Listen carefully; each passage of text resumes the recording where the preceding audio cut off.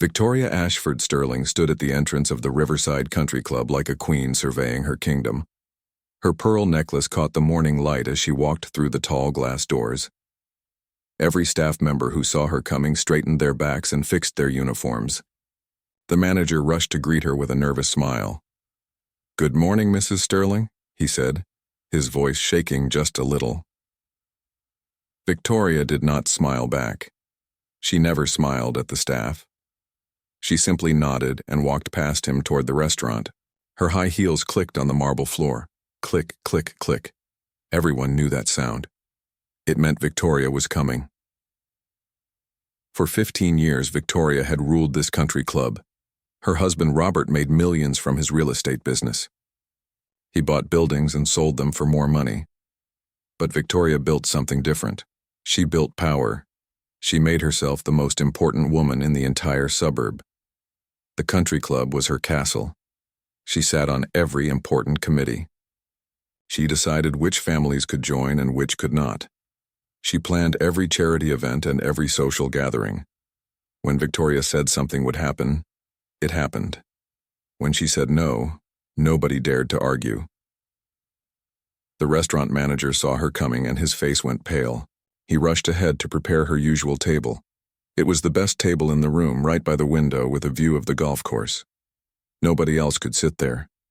Even if the club was full and people were waiting, that table stayed empty until Victoria arrived. "Your table is ready, Mrs. Sterling," the manager said, pulling out her chair. Victoria sat down slowly. She placed her designer handbag on the empty chair beside her. Then she looked around the room with sharp eyes. She noticed everything: a crooked painting on the wall, a water spot on a wine glass, a waiter's tie that was not perfectly straight. "Stephen," she called to the manager. Her voice was not loud, but it cut through the air like a knife. "Yes, Mrs. Sterling?" He hurried over. "That painting is tilted. Have someone fix it immediately." "Of course, right away." Stephen rushed to call a staff member. Victoria picked up the menu, even though she ordered the same thing every Thursday. She liked routines. She liked control. She liked knowing that everything would be exactly as she wanted it. A young waiter approached her table. His hands were shaking as he poured her water. He was new, only his second week. Someone had warned him about Mrs. Sterling, but he thought they were exaggerating. They were not. Victoria watched him pour the water. She watched the ice cubes splash into the glass. She watched him place the lemon slice on the rim. Then she picked up the glass, looked at the lemon, and put the glass back down. "This lemon slice is too thick," she said. I'm sorry, ma'am. I'll get you another one. And the water is not cold enough. Bring me a new glass with more ice." "Yes, ma'am. Right away." The waiter hurried away. His face was red. Victoria watched him go, and then turned her attention to the bread basket on the table. She picked up a roll, broke it in half, and examined it closely. When the waiter returned with new water, she was ready with another complaint. "These rolls are from yesterday. I can tell. Bring fresh ones." "Yes, Mrs. Sterling." This was Victoria's routine every Thursday morning. She would arrive at exactly 10 o'clock. She would order poached eggs with asparagus and whole wheat toast. She would send something back at least 3 times, and the entire staff would move around her like dancers avoiding a dangerous partner. At 10:30, Victoria's friends arrived. Margaret came first, wearing a blue dress and too much perfume. Then Susan, who always agreed with everything Victoria said. Finally, Patricia, who smiled too much and laughed too loud at Victoria's jokes. "Victoria, darling," Margaret said, kissing the air near Victoria's cheek. "You look wonderful." "Thank you, Margaret. Please sit down. I've already ordered for myself." The 3 women sat down carefully. They knew the rules. Wait for Victoria to speak first. Agree with her opinions. Never order something more expensive than what she ordered. Never dress better than her. Never disagree. "I've been reviewing the charity gala plans," Victoria announced, as the others looked at their menus. "I'm not satisfied with the flower arrangements. The company Patricia suggested is simply not good enough." Patricia's smile froze on her face. "Oh, I just thought they did nice work last year for the—" "Last year was different," Victoria interrupted. This year needs to be perfect. I'll contact my florist in the city. She understands quality. Of course, Patricia said quickly. That's a much better idea. Susan nodded. Your taste is always impeccable, Victoria. Margaret said nothing.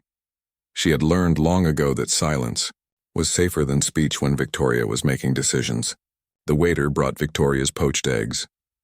She looked at them for a long moment. The table held its breath. Would she send them back? The eggs looked perfect. The asparagus was bright green. The toast was golden brown. Victoria cut into an egg.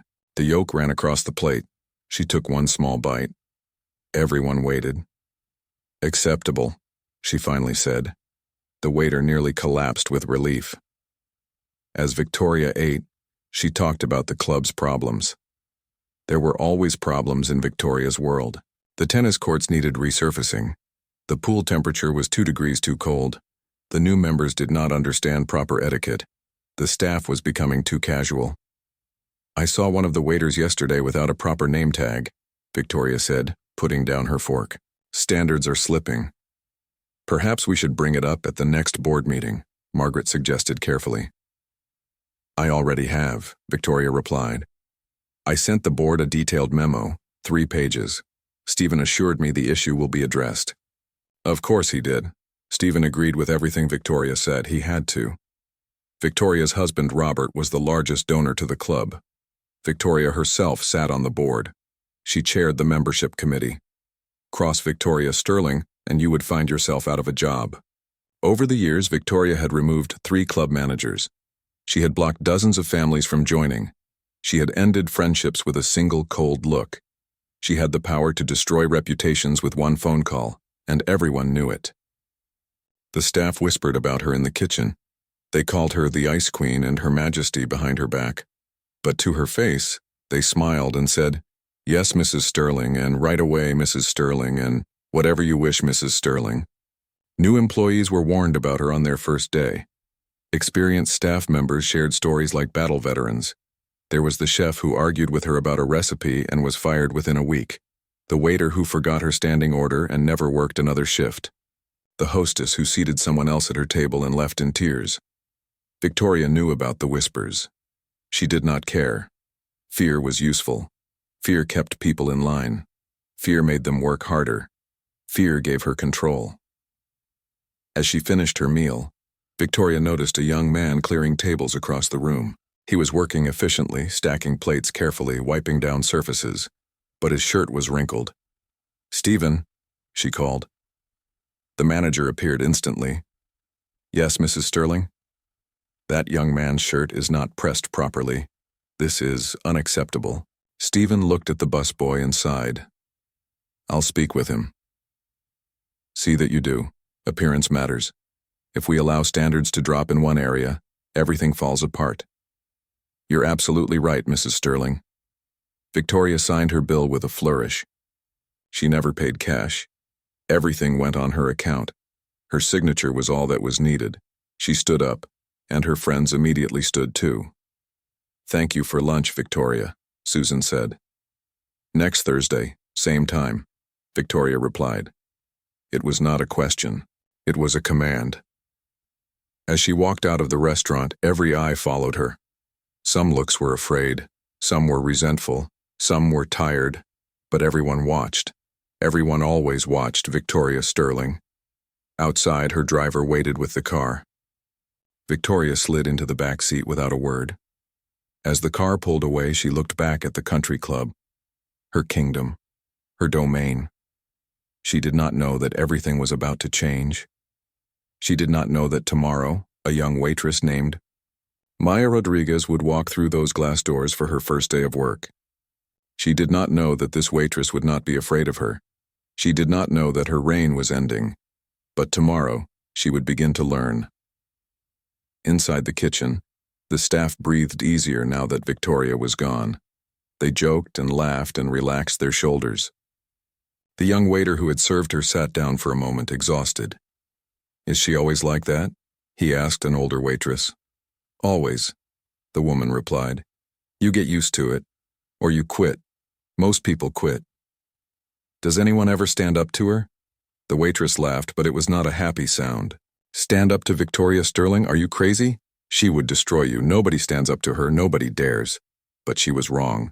Someone would dare. Tomorrow. Maya Rodriguez stood outside the Riverside Country Club and took a deep breath. The building was huge, all glass and white stone and perfectly trimmed bushes. It looked like a palace. Maya had never worked in a place like this before. She was 24 years old and tired. She worked 2 jobs and went to school at night. She studied business management because she wanted to own her own restaurant someday. But dreams cost money. And right now she needed this job. Her little sister Sophia was in high school. Someone had to pay the rent and buy groceries and keep the lights on. Their mother had died 2 years ago. Their father left when Maya was 10. So it was just the 2 of them now. Maya and Sophia against the world. This job paid well. Much better than her other waitressing job at the diner. If she could just keep this job, she could save money. She could finish school. She could build a better life for both of them. She walked through the glass doors. The inside was even more impressive than the outside. Marble floors, crystal chandeliers, fresh flowers everywhere. Maya felt out of place in her simple black pants and white shirt. "You must be Maya," a man said, walking toward her. He was in his 50s, wearing a suit. He looked nervous. "I'm Steven, the restaurant manager." "Nice to meet you," Maya said, shaking his hand. "Welcome to Riverside. Let me show you around." Steven walked quickly, talking fast. "We serve breakfast and lunch every day except Mondays. Dinner on Friday and Saturday nights. Our members expect excellent service, attention to detail, professionalism." Maya nodded, trying to remember everything. "You'll shadow Linda today," Steven continued. "She's one of our best waitresses. She'll teach you our system." He stopped walking and turned to face Maya. His face was serious. "I need to warn you about something." "Okay," Maya said. "We have a member, Mrs. Victoria Sterling. She's very particular, very demanding. She comes every Thursday at 10 o'clock. She sits at table 7 by the window." Steven paused. "She can be difficult." "Difficult how?" "She sends things back. She complains about everything. She has very high standards." Steven looked uncomfortable. "If she's unhappy with your service, she'll let me know. And she has a lot of influence here. Do you understand what I'm saying?" Maya understood. She had worked with difficult customers before. Every restaurant had them. "I understand. I'll do my best." "Good, just be careful around her. Be polite, don't argue. Give her whatever she wants." Steven checked his watch. "Linda should be here any minute." "Wait here." A woman in her 40s arrived soon after. She had kind eyes and a tired smile. "You must be Maya. I'm Linda. Ready for your first day?" "Ready," Maya said. Linda showed her everything. How to set the tables, where the silverware was kept, how to fold the napkins into perfect triangles, how to hold the tray, how to take orders on the computer system. "You'll do fine," Linda said. "Just remember to smile and be polite. Most of our members are nice people." "Steven warned me about someone named Mrs. Sterling," Maya said. Linda's smile disappeared. "Oh, yeah, Mrs. Sterling," she sighed. "Listen, here's the truth. She's mean. She treats the staff like servants. She complains about everything. But she's married to Robert Sterling and he's rich and important. So we all just put up with it. What happens if she doesn't like you? She gets you fired." "She's done it before. She'll do it again." Linda touched Maya's shoulder. "Just stay away from her table if you can. I always serve her on Thursdays. It's better that way." Maya worked hard all morning. She learned quickly. She made mistakes but fixed them. By lunchtime, she was starting to feel comfortable. The members were mostly polite. Some were friendly. Nobody was mean. Then Thursday arrived. Maya came to work nervous. Today was the day she might meet Mrs. Sterling. Linda had told her more stories. About the chef who got fired. About the waiter who cried in the kitchen. About how Mrs. Sterling once made a hostess quit by embarrassing her in front of everyone. "Stay in the back today," Linda advised. "I'll handle the lunch shift. You can practice with the easier tables." Maya was relieved. She did not want trouble. She needed this job too much. But at 9:45, Linda's phone rang. Maya watched her face go pale as she answered. "What? No, please. I can't miss today." Linda listened, her hand shaking. Okay, feel better." She hung up and looked at Maya with fear in her eyes. "That was my daughter. She's sick. The school wants me to pick her up right now. Go, Maya said. Your daughter needs you. But Mrs. Sterling comes at 10. I have to serve her. Stephen will panic. I'll do it. Maya, no. You don't understand. She'll eat you alive. I can handle it. Go take care of your daughter. Linda hesitated. Then she hugged Maya quickly. Good luck. You'll need it. Stephen was indeed panicking when Linda told him, This is a disaster. Mrs. Sterling will be here in 10 minutes. Maya just started. This is her 4th day. I can do it, Maya said calmly. You don't understand. She's very particular. She has routines, expectations. Then tell me what she expects. Stephen gave Maya quick instructions. The water with ice and a thin lemon slice. The menu, even though she always orders the same thing. The poached eggs, asparagus, whole wheat toast. Be formal, be quick. Don't smile too much. Don't speak unless spoken to. And whatever you do, Stephen said, don't argue with her. I won't argue, Maya promised. At exactly 10 o'clock, Victoria Sterling walked through the door. Maya saw her from across the room. Tall woman, expensive clothes, pearl necklace, cold eyes that seemed to judge everything they saw. Stephen greeted her and led her to table 7. Maya took a deep breath and walked over with the water. Good morning, Maya said politely. My name is Maya. I'll be serving you today. Victoria looked up at her. Where is Linda? Linda had a family emergency. I'll be taking care of you. Victoria's eyes narrowed. You're new? Yes, ma'am. This is my 4th day. I see. Victoria picked up the menu without another word. Maya placed the water glass in front of her. Victoria looked at the lemon slice. She picked up the glass, examined the lemon from all angles, then put the glass down. This lemon is too thick. Maya looked at the lemon. It looked normal to her. But she remembered Stephen's instructions. Don't argue. I'll get you a new one right away, Maya said. She brought a new glass with a thinner lemon slice. Victoria took one sip and put it down. The water is not cold enough. Maya kept her voice calm. I'll bring you ice water from the ice machine. See that you do. Maya brought the colder water. Victoria said nothing this time. That meant it was acceptable. I'll have my usual, Victoria said. The poached eggs with asparagus and whole wheat toast? Victoria looked surprised that Maya knew. Yes. Maya wrote it down and went to place the order. Her hands were steady. She refused to be nervous. This woman was just another customer. A difficult customer, yes. But Maya had dealt with difficult customers before. At the diner where she worked nights, there was a man who complained about everything. A woman who never tipped. A group of teenagers who made messes. Maya had learned to stay calm, to be professional, to not take things personally. Victoria Sterling was no different. When Maya brought the eggs, Victoria stared at them in silence. Maya waited. Victoria cut into the egg. The yolk was perfect. The asparagus was cooked correctly. The toast was golden. But Victoria was looking at the plate like something was wrong. Is everything okay? Maya asked. The eggs are acceptable, Victoria said slowly.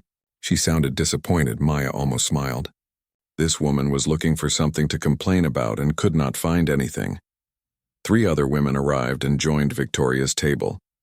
They looked nervous. They kept glancing at Victoria before they spoke. Maya took their orders efficiently. As she served the other women, she noticed something interesting.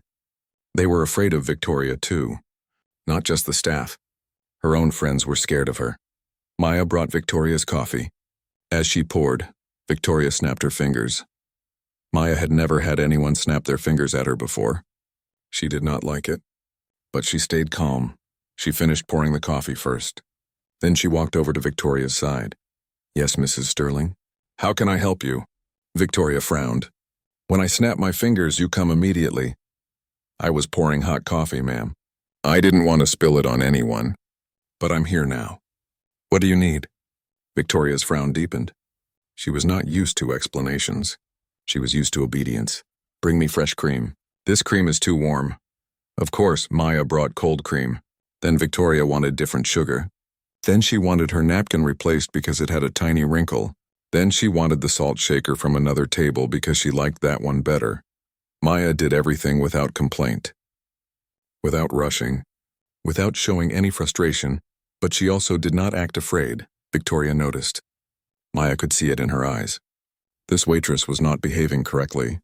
She was not nervous. She was not apologizing constantly. She was professional and polite, but she was not scared, and Victoria Sterling was used to fear. "This Caesar salad has too much dressing," Victoria announced loudly. Maya looked at the salad. It looked normal. But she knew better than to say that. "I'm sorry you're not satisfied, Mrs. Sterling.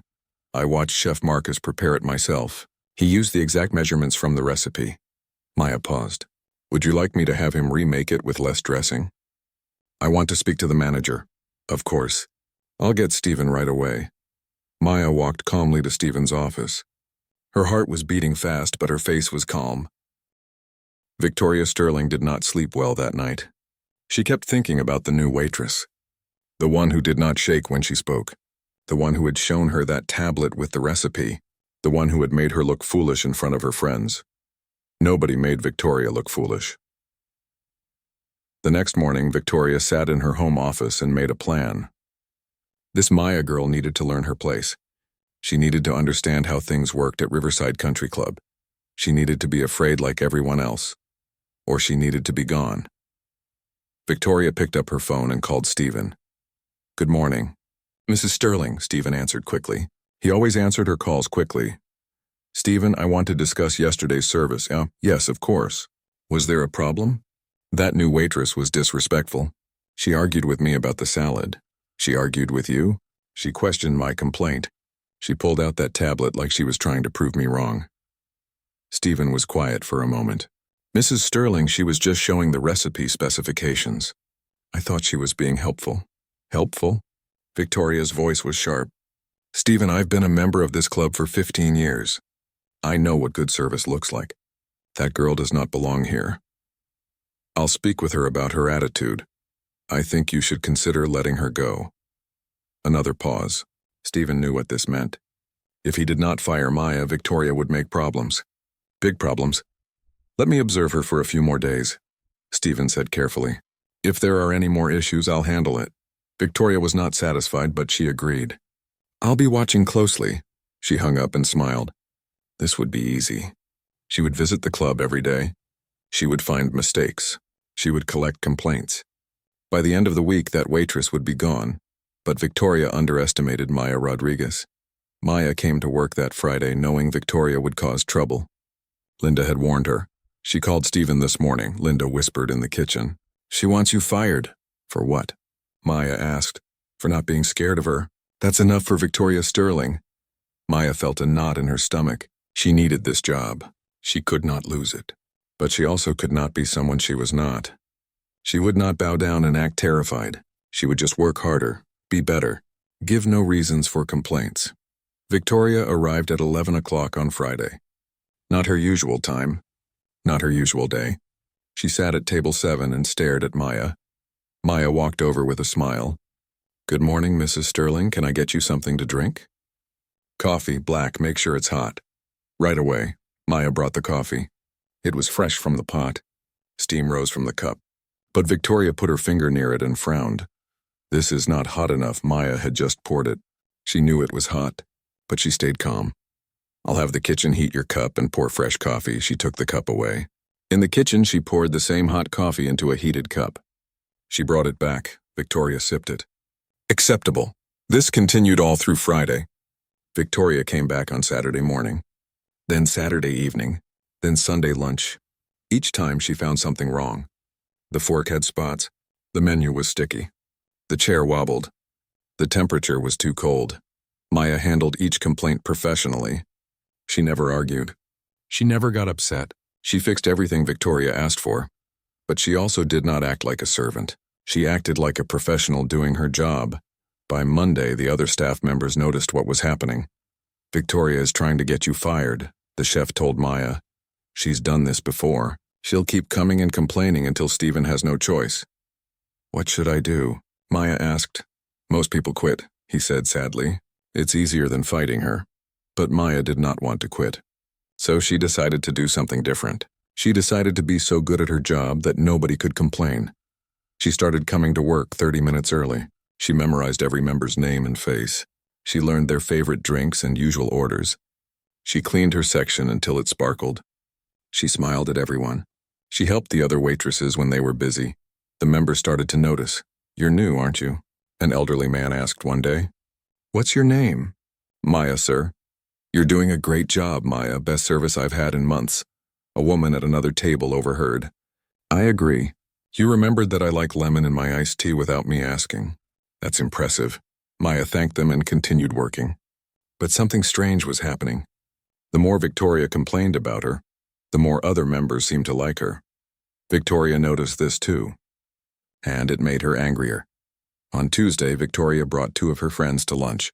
She was going to show them how terrible this new waitress was. She would complain in front of witnesses. Then Stephen would have to fire the girl.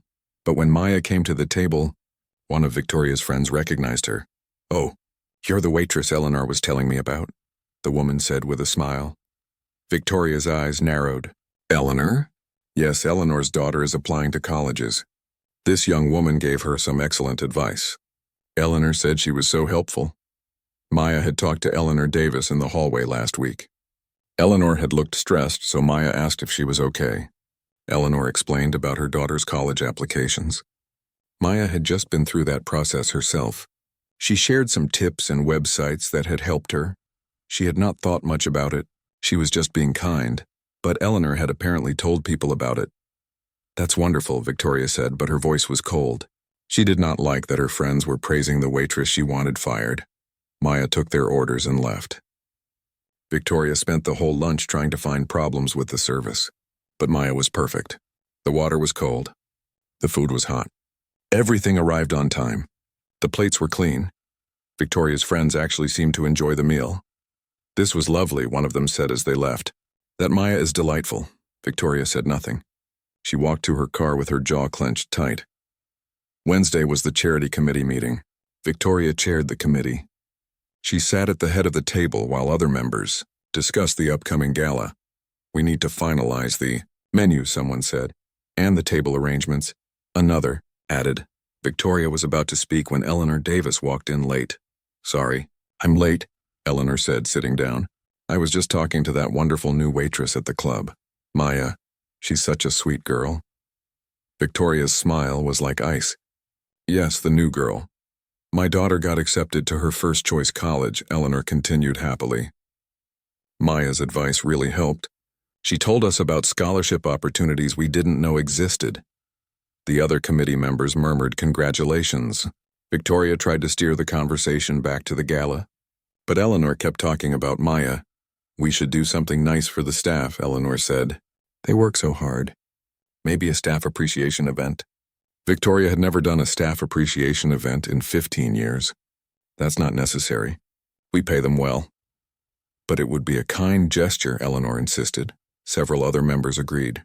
Victoria found herself outvoted. She agreed to the event through gritted teeth. After the meeting, Victoria sat in her car and thought. This waitress was becoming a problem. She was making friends with the members. She was making Victoria look bad. Something had to change. Thursday arrived, Victoria's regular day. She walked into the restaurant at exactly 10 o'clock. Maya was ready for her. "Good morning, Mrs. Sterling. Your usual table?" "Yes." Maya had prepared everything perfectly. The water was ice cold with a thin lemon slice. The table was spotless. The menu was already there. Victoria could find nothing wrong. So she decided to create a problem. When her food arrived, Victoria cut into the poached egg. It was perfect. She knew it was perfect, but she put down her fork and raised her voice. "This egg is overcooked." Maya looked at the egg. The yolk was running across the plate. It was clearly not overcooked. "Would you like me to have the chef prepare another one?" Maya asked calmly. "I want to know how a professional chef can't cook a simple egg correctly." Her voice was loud. Other diners were looking over. This was what Victoria wanted. A scene. Witnesses. "I'll speak with the chef right away," Maya said. But before Maya could leave, one of Victoria's own friends spoke up. "Victoria, that egg looks perfectly cooked to me," Margaret said quietly. Victoria turned to stare at her. Margaret never disagreed with her, never. "The yolk is runny," Margaret continued. "That means it's not overcooked. Maybe you meant to say it's undercooked?" Victoria's face turned red. "I know what I meant." "Of course," Margaret said quickly, looking down at her plate. But the damage was done. Everyone at the table had seen the egg. Everyone knew Victoria was wrong. She was complaining just to complain. Maya stood there quietly waiting for instructions. "Just bring me toast," Victoria snapped. "Forget the egg." "Right away, Mrs. Sterling." Maya walked away with the plate. In the kitchen, Chef Marcus looked at the egg and shook his head. "There's nothing wrong with this," he said. "I know," Maya replied. "She's just trying to get me in trouble." "Be careful," the chef warned. "She's dangerous when she's angry." Maya brought the toast. Victoria ate it in silence. Her friends were uncomfortable. The whole lunch felt tense. When they finished, Victoria's friends left quickly. Victoria stayed behind, staring at Maya as she cleaned the table. "You won't last here," Victoria said quietly. "Nobody stands up to me and keeps their job." Maya looked her in the eye. "Mrs. Sterling, I'm not standing up to you. I'm just doing my job." The board meeting was scheduled for Friday afternoon. Victoria had made sure her complaint was the first item on the agenda. She sat at the long table with 5 other board members. Stephen, the restaurant manager, sat nervously at the end. "Let's begin," said Richard Chen, the board president. He was in his 70s, married to one of the founding members. "Victoria has submitted a formal complaint about one of our staff members. Victoria, would you like to explain?" Victoria opened her folder. She had prepared for this. She had written everything down. Every complaint, every incident, every reason why Maya Rodriguez should be fired. "Thank you, Richard. I want to discuss the new waitress, Maya Rodriguez. Since she started 3 weeks ago, I have witnessed numerous examples of unprofessional behavior." She read from her list. The salad incident, the coffee that was not hot enough, the egg that was overcooked, the disrespectful attitude, the failure to come immediately when summoned. "This is not the level of service we expect at Riverside," Victoria concluded. "I recommend immediate termination." Stephen looked like he wanted to disappear into his chair. Richard Chen looked at the other board members. "Does anyone have questions?" A woman named Janet spoke up. "Has anyone else complained about this waitress?" "Not formally," Stephen said quietly. "But Mrs. Sterling has expressed concerns multiple times." "What about positive feedback?" Janet asked. "Has anyone praised her work?" Stephen hesitated. "Actually, yes. We've received several compliments, more than usual for a new employee." Victoria's jaw tightened. "Compliments from whom?" Stephen pulled out his own folder. "Let me see. Eleanor Davis mentioned her. The Johnsons, Mr. Martinez, the Patel family, several others." "Those are isolated incidents," Victoria said quickly. "There are 12 written compliments in 3 weeks," Stephen said, looking at his papers. "That's quite a lot." Richard Chen leaned forward. "Tell me, Stephen, in your professional opinion, is this waitress doing a good job?" Stephen looked at Victoria, then at Richard. He took a deep breath. "Yes, sir. She's excellent. She's punctual, professional, and very good with members. She learns quickly. She helps other staff members. She's one of the best new hires we've had in years." Victoria could not believe what she was hearing. "Stephen, we discussed this. She has an attitude problem." "With respect, Mrs. Sterling, I haven't observed an attitude problem. She's always polite and professional. Even when—" Stephen stopped. "Even when what?" Richard asked. "Even when the situations are difficult." Victoria stood up. "Are you suggesting that I'm the difficult one?" "I'm not suggesting anything, Mrs. Sterling. I'm just stating facts." Richard Chen cleared his throat. "Let's all stay calm. Victoria, I understand your concerns, but based on Stephen's report and the positive feedback from other members, I'm not sure termination is warranted."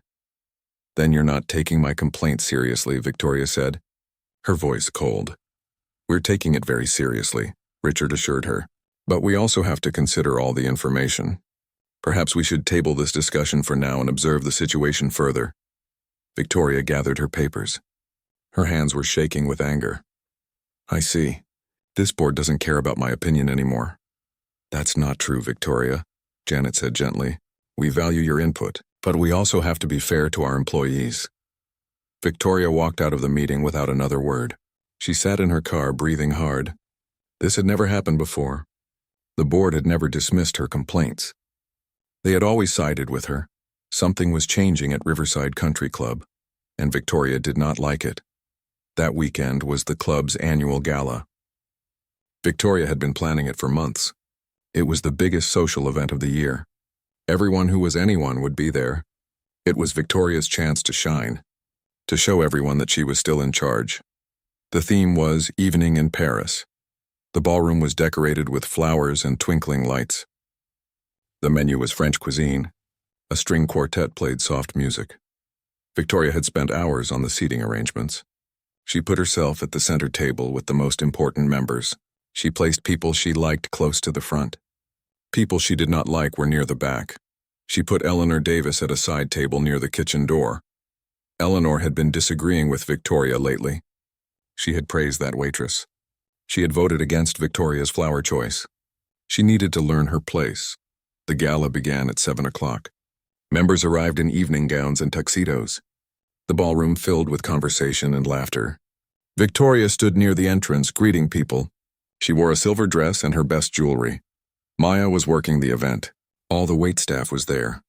Maya wore the same black and white uniform as everyone else, but somehow she stood out. Maybe it was her smile. Maybe it was the way she moved through the crowd with confidence. Victoria watched her with narrow eyes. The dinner service began. Maya was assigned to the tables near the back. She served champagne and appetizers. She chatted briefly with the members at her tables. They seemed to like her. Victoria sat at her center table with Richard Chen and his wife Margaret and a few other important members. Everything was going according to plan. The food was perfect. The music was lovely. Victoria was in control. Then she noticed something wrong. Eleanor Davis was sitting alone at her assigned table near the kitchen. She looked sad, uncomfortable. Several people had walked past her table without stopping to talk. Victoria smiled to herself. That's what Eleanor got for going against her. But then Maya walked over to Eleanor with a glass of champagne.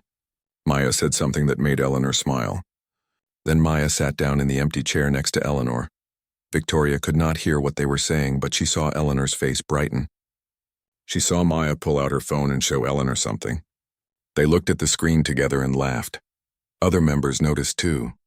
They saw Maya sitting with Eleanor like they were friends. Some of them walked over to join the conversation. Soon Eleanor's table was full of people. They were laughing and talking. It looked like they were having more fun than the people at Victoria's center table. Victoria's face burned with anger. This was not how things were supposed to go. Eleanor was supposed to feel excluded, punished, not happy, and that waitress was sitting down during an event. That was against the rules. Victoria caught Stephen's eye and waved him over. "Yes, Mrs. Sterling," Stephen asked. "Your waitress is sitting down with the members. That's inappropriate." Stephen looked over at Eleanor's table. "She's on her break, Mrs. Sterling, and it looks like Mrs. Davis appreciates the company." "I don't care if she's on break. She's staff. She shouldn't be socializing with members." "Mrs. Sterling, with all due respect, Mrs. Davis invited her to sit down. I saw it happen." Victoria stood up. Her chair scraped loudly against the floor. Several people turned to look. "I want to make an announcement," Victoria said. "Now?" Stephen asked. "Dinner is being served." "Yes, now." Victoria walked to the microphone at the front of the room. She tapped it twice. The music stopped. Everyone looked at her. "Good evening, everyone," Victoria said with a smile that did not reach her eyes. "I hope you're all enjoying the gala. I worked very hard to make this evening perfect for all of you." People clapped politely. "I want to take a moment to talk about standards," Victoria continued. "This club has always maintained the highest standards. Standards of excellence. Standards of behavior. Standards that separate us from ordinary places." Some people nodded. Others looked confused. "Lately, I've noticed these standards slipping. Staff members who don't understand their place. Members who forget the importance of tradition and proper etiquette." Eleanor Davis's face went pale. She knew Victoria was talking about her. "We must remember who we are," Victoria said. "We must remember that not everyone belongs in places like this. Some people simply don't have the breeding or class to understand our way of life." The room was silent now. People were uncomfortable. This did not feel like a celebration speech anymore. Richard Chen stood up. "Victoria, perhaps we should—" But someone else stood up first. It was Richard's wife, Helen Chen. She was 82 years old and one of the founding members of the club. She walked slowly to the front of the room with her cane. "May I say something?" Helen asked. Victoria had no choice but to step aside. Helen took the microphone. "I helped found this club 40 years ago," Helen said. Her voice was quiet, but everyone listened. "We didn't create this place to have standards. We created it to have community. She looked around the room. When we started Riverside, we wanted a place where families could gather, where children could swim and play, where neighbors could become friends. We wanted joy, not judgment. Helen's eyes found Victoria. Somewhere along the way, we forgot that. We started caring more about who had the best dress or the right last name or enough money. We started treating people like they needed to earn the right to be here. She paused and looked at Eleanor Davis. Eleanor Davis has been a member for 20 years. She volunteers every week. She donates generously to our charity fund. She's kind to everyone she meets. And tonight she's sitting alone near the kitchen because someone decided she wasn't important enough. Eleanor's eyes filled with tears. That's not the club we built. Helen continued. That's not the community we wanted. She turned to Maya, who was still sitting at Eleanor's table. And that young woman there? I've watched her work. She treats everyone with dignity. Victoria did not go to the club for 2 weeks after the gala. She told Robert she was too busy. She had appointments. She had things to do. But the truth was simpler and harder. She was embarrassed. Everyone had heard Helen Chen's speech. Everyone had seen Victoria stand there looking foolish. Everyone knew that the board was making changes because of her behavior. For 15 years, Victoria had been powerful. Now she felt powerless, and she did not know how to handle it. Robert noticed the change. His wife stopped talking about the club. She stopped planning events. She spent hours in her office staring at nothing. Victoria, he said one evening, what's wrong? Nothing. You haven't been to the club in weeks. That's not like you. Victoria looked at her husband. They had been married for 20 years. He was a good man. Quiet. Kind. The opposite of her in many ways. They don't want me there anymore, she said quietly. What? That's not true. It is. The board thinks I'm too harsh. Too demanding. They're making changes. They gave my committee to Eleanor Davis. Robert sat down next to her. Maybe this is a good thing. How could this possibly be good? You've been stressed for years, Victoria. Always worried about what people think. Always trying to control everything. Maybe it's time to step back. To relax. I don't know how to relax, Robert smiled. Then maybe it's time to learn. But Victoria was not ready to learn. She was angry. She felt betrayed. She wanted everyone to see that they were wrong about her. So after 2 weeks, she returned to the club. She arrived on a Thursday morning at 10 o'clock, her usual time. She walked through the glass doors with her head high. She would show them that nothing had changed. She was still Victoria Sterling, but everything had changed. The staff members greeted her politely, but not fearfully. Stephen said good morning without rushing over anxiously. Other members nodded hello, but did not stop what they were doing to talk to her. She was just another member now. Victoria sat at table 7. Her table. At least they had not taken that away from her. Maya came over with water and a menu. Good morning, Mrs. Sterling, Maya said pleasantly. It's good to see you again. Victoria wanted to say something cold, something cutting, but she was tired of fighting. Thank you. Maya looked surprised at the polite response. Can I get you something to drink while you look at the menu? Coffee black. Coming right up, Maya brought the coffee. It was hot. Victoria did not check the temperature.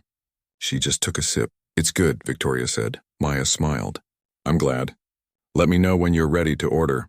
Victoria ate her breakfast in silence. She watched the restaurant around her. People were laughing, talking, having a good time. The atmosphere felt lighter than before, more relaxed. Was this what Helen Chen meant? Was this the community they wanted? Eleanor Davis came in with 2 friends. They sat at a table across the room. Eleanor saw Victoria and waved. Just a small, friendly wave. Victoria almost did not wave back, but something made her lift her hand. A tiny wave in return. Eleanor smiled and turned back to her friends. It was such a small moment, but it felt significant somehow. Over the next few weeks, Victoria continued coming to the club. She came less often than before, only twice a week instead of every day. She sat at her table and ate her meals and watched. She watched Maya work. The girl was always moving, always helping, always smiling. She remembered everyone's names. She joked with the older members. She helped the younger waiters learn their jobs, and people loved her for it. Victoria started to understand something. Maya had power too, but it was different from Victoria's power. Maya's power came from kindness, from respect, from treating people like they mattered. Victoria's power had come from fear, and fear did not last. One Thursday morning, Victoria came to breakfast and found Eleanor Davis sitting at table 7. "Oh, I'm sorry," Eleanor said, starting to stand. "I didn't realize this was your table." "It's fine," Victoria heard herself say. "Would you like company?" Eleanor looked shocked. "Really?" "Yes, if you don't mind." Eleanor sat back down slowly. Victoria sat across from her. They looked at each other awkwardly. "How have you been?" Eleanor asked. "Fine, and you?" "How is your daughter?" "She's doing wonderfully at college." "Thanks in part to Maya's advice." Victoria nodded. "That was kind of her. She's a special person. Very wise for her age." They ordered their food. The conversation was stiff at first. Years of tension sat between them like a wall. But slowly, carefully, they started to talk about small things. The weather. The new flowers in the garden. The upcoming charity event. "I'm chairing the committee now," Eleanor said nervously. "I hope I do a good job." Victoria could have said something mean, could have criticized, could have made Eleanor doubt herself. Instead, she said, "You'll do well. You're good with people." Eleanor's eyes widened. "Thank you, Victoria. That means a lot." It was the first genuine compliment Victoria had given in years. Maya came to take their plates. She saw them sitting together and smiled. "It's nice to see you two having breakfast together," Maya said. "Yes," Eleanor agreed. "It is nice." Victoria said nothing, but she did not disagree. After Eleanor left, Victoria sat alone with her coffee. Maya came by to refill her cup. "Can I ask you something?" Victoria said suddenly. "Of course, Mrs. Sterling. Why weren't you afraid of me?" Maya thought about the question. She sat down in the empty chair. Usually this would have made Victoria angry.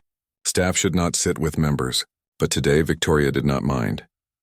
"My mother cleaned houses for families like yours," Maya said. "She worked hard and was treated badly by some of them.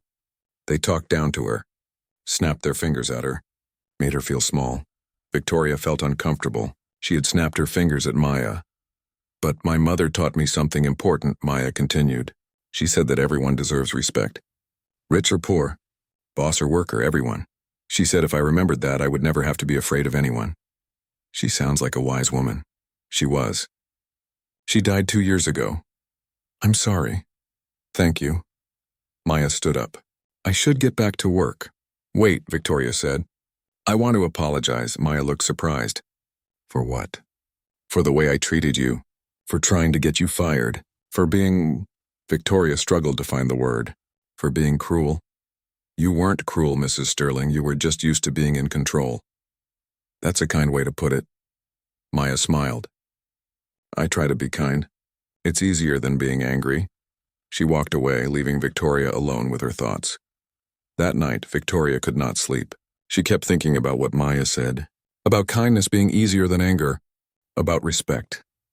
She thought about her 15 years at the club. She had been so focused on being important, on being in charge, on making people fear her. But what had it given her? She had no real friends. People avoided her. Her own committees had been taken away. She had power, but she was lonely. The next morning, Victoria did something she had never done before. She went to the club early and found Stephen in his office. "Do you have a minute?" she asked. "Of course, Mrs. Sterling. Please sit down." Victoria sat. She folded her hands in her lap. "I want to apologize," she said. Stephen looked shocked. "Apologize?" "For the way I've treated the staff over the years. For being demanding and harsh. For making everyone afraid of me." "Mrs. Sterling, I don't know what to say." "You don't have to say anything. I just wanted you to know that I'm going to try to do better." Stephen's eyes were a little wet. "That means a lot." "Thank you." Victoria stood to leave, but Stephen stopped her. "Can I ask you something?" he said. "What changed?" Victoria thought about it. "I realized that being feared is not the same as being respected. And I'm tired of being alone." Over the next few months, Victoria slowly changed. She stopped sending food back unless there was a real problem. She said please and thank you to the staff. She smiled more. She listened to other people's opinions without interrupting. It was hard. Old habits were difficult to break. Sometimes she would catch herself about to snap at someone, but she would stop. Take a breath. Choose kindness instead. People noticed. "Victoria seems different." Members whispered to each other. She actually asked about my grandchildren, one woman said in amazement. She complimented. My dress, another said. Slowly, carefully, Victoria started to build something new. Not power, not fear, but real connections. She joined Eleanor's welcoming committee. At first, Eleanor was suspicious, but Victoria worked hard. She greeted new members warmly. She made them feel included. She used her knowledge of the club to help them, not to judge them. You're good at this, Eleanor told her after a meeting. Thank you. I'm trying. Maya graduated from her business program on a Saturday afternoon. Her sister Sophia sat in the audience watching proudly. So did Linda and some of the other staff from the club. And in the back row, surprising everyone, sat Victoria Sterling. After the ceremony, Maya saw her. Mrs. Sterling, what are you doing here? I wanted to congratulate you. You worked hard for this. Maya's eyes filled with tears. Thank you. That means a lot. Victoria handed her an envelope. This is for you. Maya opened it. Inside was a check. A large check. And a note for your restaurant, the note said. May you treat your staff better than I treated mine. Maya looked up in shock. Mrs. Sterling, I can't accept this. Yes, you can. You taught me an important lesson. Consider this tuition. What lesson? That dignity given freely is worth more than power taken by force. They stood there for a moment.